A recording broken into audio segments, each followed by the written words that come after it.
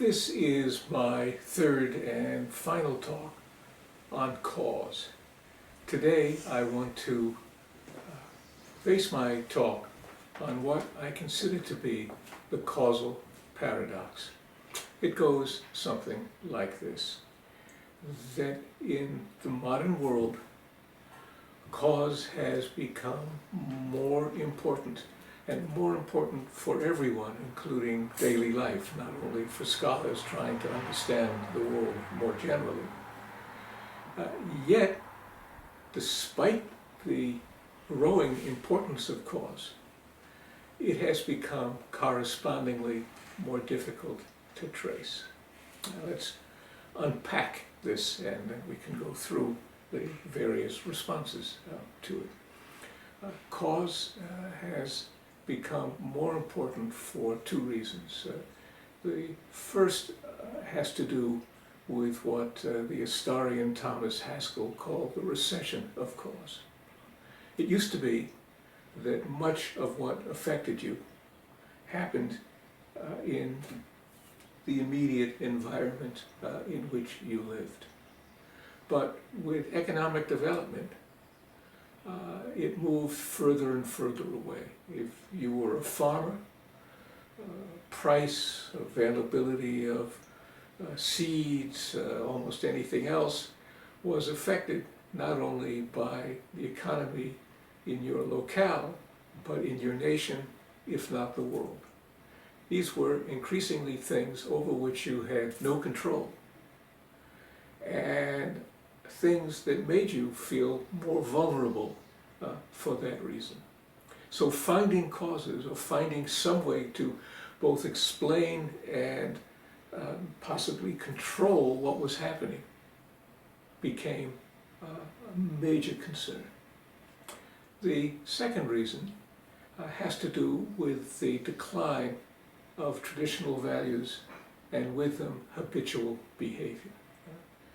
Most of what happened in more traditional pre-industrial societies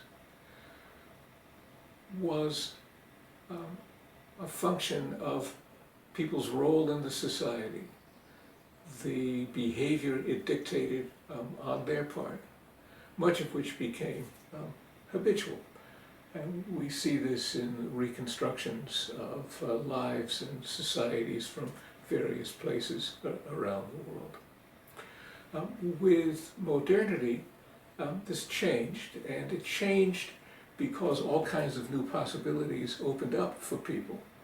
But with this came a decline in traditional values, in religion, in habitual behavior. Instead, people began to realize that they could advance their goals by presenting themselves in different ways, by gaming the situation, perhaps by suggesting motives and goals to people that bore no relationship to what they were actually seeking and doing, but might be more effective in convincing people to go along with what they wanted to do. Today, game theory, economics, models of strategic bargaining frame the world this way, and by doing so, encourage us to game situations ourselves. If you're an actor, whether it's in economics and social relations, in international relations, you have to assume that the people with whom you're interacting are in the process of gaming the situation. You do it. We all ask ourselves how others will respond and why to whatever moves we make. So both these general reasons, the recession of cause and the gaming of behavior, make understanding cause more important, but at the same time more difficult. This creates great anxiety and a problem to which we need to respond. It may be, and I have argued this elsewhere, that in the most fundamental sense, the modern world is dependent upon our ability to understand cause and make predictions. we accordingly delude ourselves that we can. Economics may be the emperor without clothes, but nobody wants to acknowledge this, because if we didn't have assurance, false assurance, in the future of, let's say, interest rates, it would be difficult, if not impossible, to make loans. In the absence of loans, you wouldn't have investments and the economy couldn't function. For all kinds of practical and psychological reasons, we need to convince ourselves that we can do all of this, and much of what we want to do hinges upon understanding causes or finding ways of doing without them. This brings me to the 4 responses to this problem that I want to examine in today's talk. The first response is to recognize the complexity of the problem and search for thick understandings of cause that will help you create causal narratives of the kind that Max Weber advocated and that I've made the case for in previous talks. The second strategy is to find some kind of master variable that cuts through the seeming complexity and incoherence of the modern world and provides insights that let you achieve your practical goals. So if you go back to the 19th century, where these kinds of explanations proliferated, Hippolyte Taine sought to explain things in terms of the environment. Herbert Spencer turned to biology and natural selection. Marx to economics and the dialectic. What these various strategies have in common is that they reduce the complexity of the world in a way by claiming to have simple, logical explanations for what has happened and what will happen. The third strategy is to try to finesse cause, but also in a way that simplifies the world. The classic example of this is regularity theories. Search for correlations, use them for purposes of prediction. Don't worry about cause.